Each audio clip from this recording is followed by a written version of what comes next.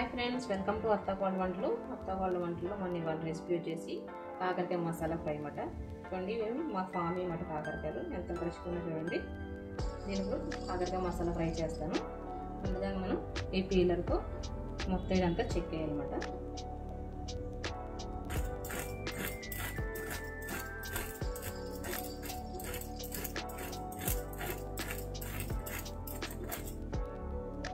చూడండి ఈ విధంగా అయితే మొత్తం పీల్ చేసేసుకోవాలి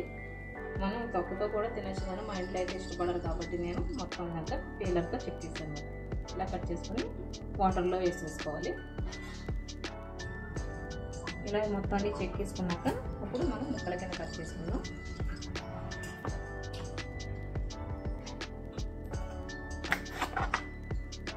ఇలాగా రౌండ్గా కట్ చేసుకోవాలి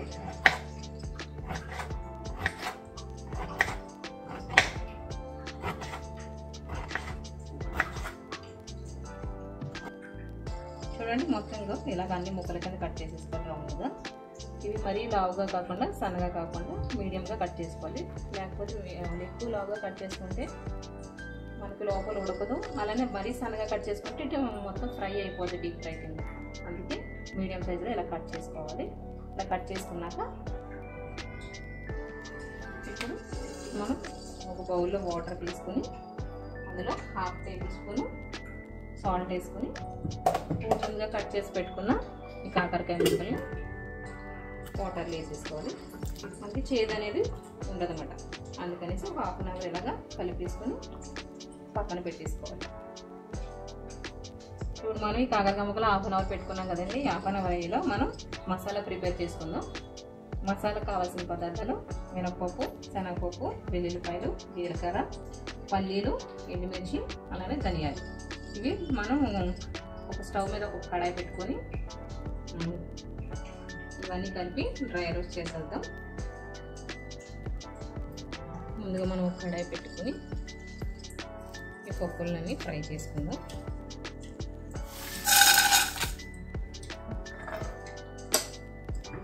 మంట సిమ్లో పెట్టుకొని మాత్రమే ఫ్రై చేసుకోవాలి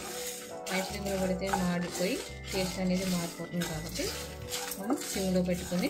పప్పులన్నీ ఫ్రై చేసుకోవాలి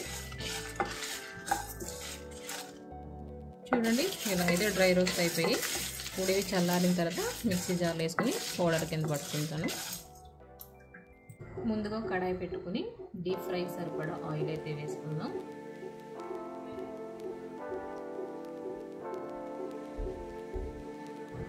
చూడండి ఆయిల్ హీట్ అయిపోయింది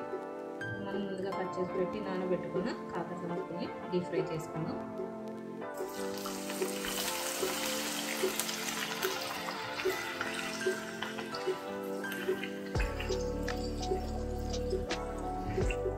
మనం మంట అనేది హై ఫ్లేమ్లో పెట్టుకుని మాత్రమే ఇవి ఫ్రై చేసుకోవాలి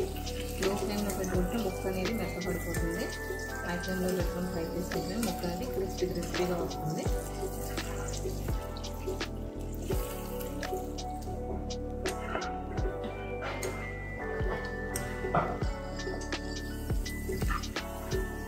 ఇలాగా గోల్డెన్ బ్రౌన్ కలర్ వచ్చేదాకా ఫ్రై చేసుకోవాలి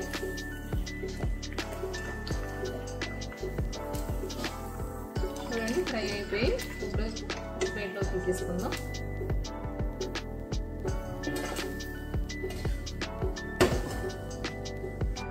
అలానే మిగతా కూడా ఫ్రై చేసేసుకుందాం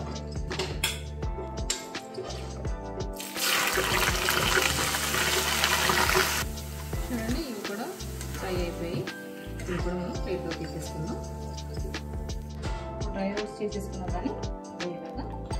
పౌడర్ కింద కొట్టుకోవాలి మరీ మెత్తగా కాకుండా ఫ్రై అయిపోయి కదండి ఇది ఒక బౌల్ తీసుకుని ముందుగా ఫ్రై చేసుకున్న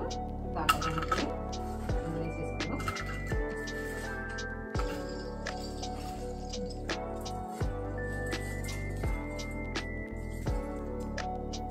ఇలా వేసేసుకున్నాక మనం ముందుగా ప్రిపేర్ చేసి పెట్టుకున్నాం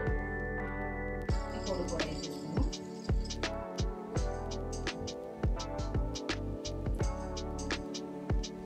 అదే రుచి సరిపడా సాల్ట్ కూడా వేసుకున్నాం ఇది ఒకసారి కలిపేసుకుందాం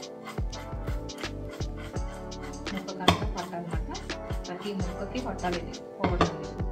ఇంకా ఈ మసాలా ఇలా కలిపేసుకున్నాక మనం ఫ్రై చేసుకున్న ఆయిల్ ఉంది కదండి అది వేసుకుందాం. ఇలాగా 2 టేబుల్ స్పూన్ ఆయిల్ వేసేసుకుందాం. దీనికి కొంచెం ఆయిల్ ఎక్కువనే పడుతుందండి, టేస్ట్ కూడా అలానే ఉంటుంది.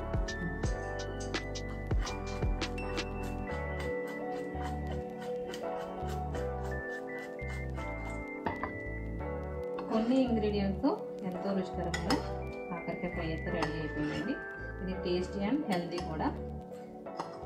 కాకరకాయ ఫ్రై ఇది పిల్లలు కూడా పెట్టచ్చు, ఇది చేదు అనేది ఏమి ఉండదు కాబట్టి పిల్లలు కూడా హ్యాపీగా తింటారు. దీని కాంబినేషన్ పప్పుచారు అయితే ఇంకా బాగుంటుంది.